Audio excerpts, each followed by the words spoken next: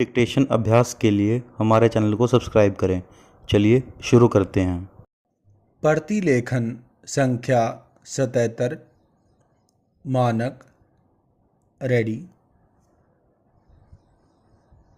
Start.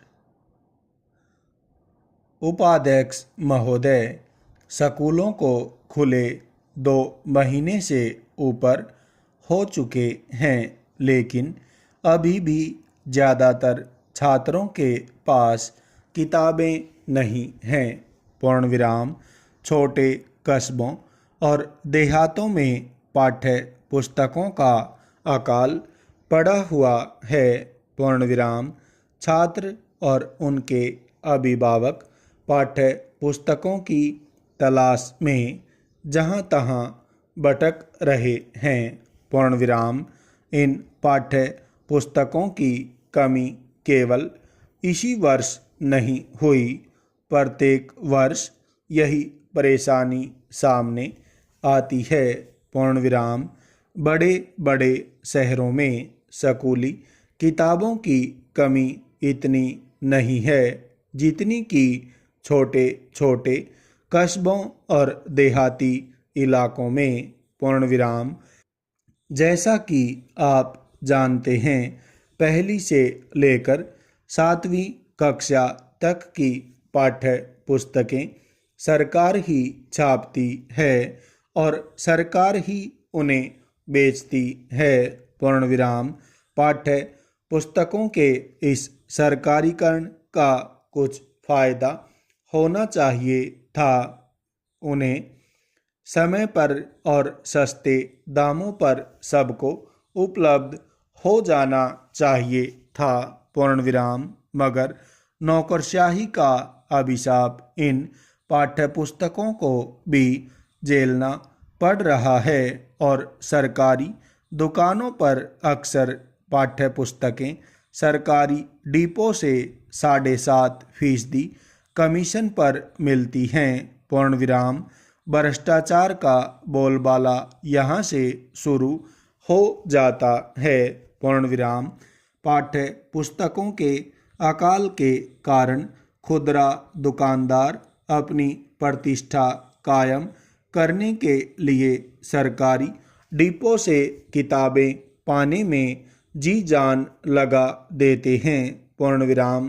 पाठ्य पुस्तकों की बढ़ती हुई मांग को देखते हुए सरकारी डिपो चलाने वाले लोग 7.5% कमीशन अपनी जेब में रख लेते हैं और खुदरा दुकानदार को पूरी की पूरी छपी कीमत अदा करनी पड़ती है। पूर्णविराम। इसकी कमी पूरी करने के लिए वे अभिभावक से किताब और ऊंची कीमत वसूल करता है। पूर्णविराम। यह ऊंची कीमत इस बात पर निर्भर करती है कि अभिभावक उस किताब को पाने के लिए कितना देने को तैयार है। पूर्णविराम। पाठ्य पुस्तकों की इस कालाबाजारी में बहुत से लोगों के निहित स्वार्थ पनप रहे हैं। पूर्णविराम। इस कालाबाजारी को आसान बनाने के लिए और अभिभावकों को ऐतराज भी न हो, पाठ्य पुस्तकों की पूर्ति में बनावटी कमी की जाती है। पूर्णविराम। यह सिलसिला छपाई के दौरान ही शुरू हो जाता है। पूर्णविराम। इस साल का उदाहरण है, कई पाठ्य पुस्तकें तो अभी तक छपकर सरकारी डिपो पर ही नहीं आई। पूर्णविराम। 8वीं, 9वीं और 10वीं कक्षाओं के लिए पाठ्य पुस्तकों की छपाई का जिम्मा माध्यमिक शिक्षा बोर्ड का है। पूर्णविराम। इन कक्षाओं में पाठ्य पुस्तकों की ज़रूरत और भी ज़्यादा होती है। पूर्णविराम। इसलिए कालाबाजारी की गुंजाइश इतनी ही ज़्यादा होती है।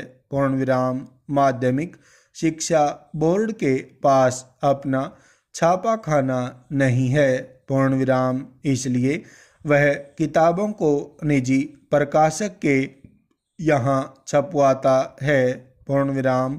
किताबों की छपाई मुनाफे का धंधा है, इसलिए प्रकाशक यह काम पाने के लिए उत्सुक रहते हैं, पूर्ण विराम।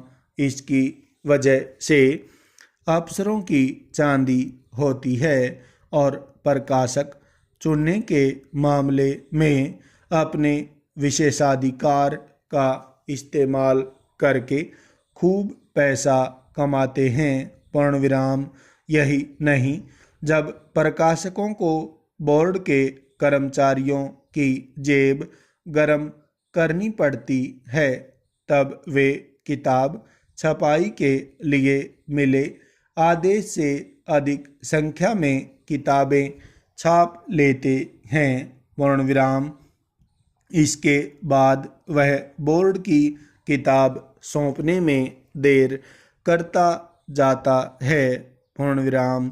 इस बीच वह बोर्ड के अधिकारियों की मिली भगत से छापी गई अतिरिक्त किताबों को बाजार में बेच देता है, पूर्ण विराम। ये किताबें तुरंत बिक जाती हैं और इनके बिकने के बाद ही बोर्ड के दफ्तर में उसके आदेश के अनुसार छपी किताबें अंत में बिकती हैं, जिससे प्रकाशकों को बहुत फायदा होता है, पूर्ण विराम। इससे साफ जाहिर है कि इसमें किस तरह के निहित स्वार्थ पनपे हुए हैं, पूर्ण विराम। जब तक ये निजी स्वार्थ पनपेंगे तब तक लोगों को अपने बच्चों के लिए न तो उचित दामों पर पुस्तकें उपलब्ध हो सकेंगी और न पुस्तकें आसानी से मिल सकेंगी, पूर्ण विराम।